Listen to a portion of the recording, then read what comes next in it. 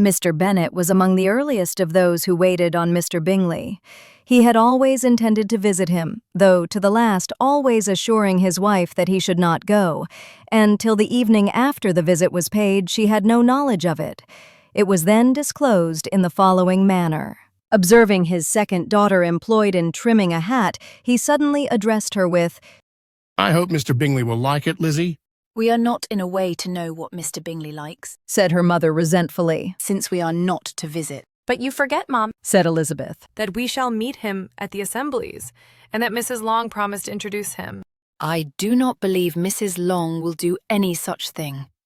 She has 2 nieces of her own. She is a selfish, hypocritical woman, and I have no opinion of her." "No more have I," said Mr. Bennet. "and I am glad to find that you do not depend on her serving you." Mrs. Bennet deigned not to make any reply, but, unable to contain herself, began scolding one of her daughters. "Don't keep coughing so, Kitty, for heaven's sake. Have a little compassion on my nerves. You tear them to pieces." "Kitty has no discretion in her coughs," said her father. "She times them ill." "I do not cough for my own amusement," replied Kitty fretfully. "When is your next ball to be, Lizzie?" "Tomorrow fortnight." "Aye, so it is," cried her mother. "and Mrs. Long does not come back till the day before.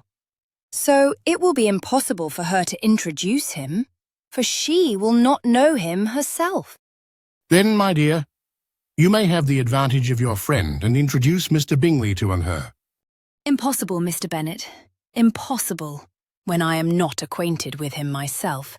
How can you be so teasing?" "I honour your circumspection.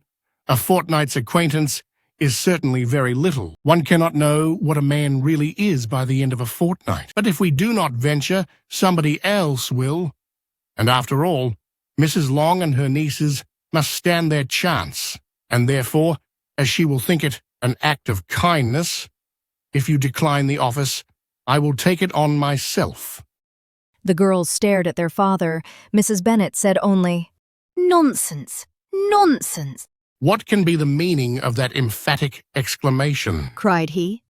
"Do you consider the forms of introduction and the stress that is laid on them as nonsense? I cannot quite agree with you there. What say you, Mary? For you are a young lady of deep reflection, I know, and read great books and make extracts." Mary wished to say something sensible, but knew not how. "While Mary is adjusting her ideas," he continued, "let us return to Mr. Bingley." "I am sick of Mr. Bingley," cried his wife. "I'm sorry to hear that.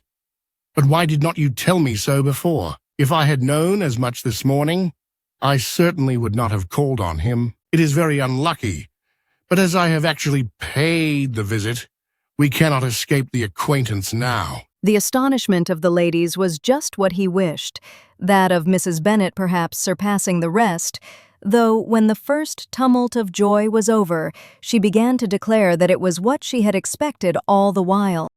"How good it was in you, my dear Mr. Bennet. But I knew I should persuade you at last. I was sure you loved your girls too well to neglect such an acquaintance. Well, how pleased I am. And it is such a good joke, too, that you should have gone this morning and never said a word about it till now." "Now, Kitty, you may cough as much as you choose," said Mr. Bennet, and as he spoke, he left the room, fatigued with the raptures of his wife.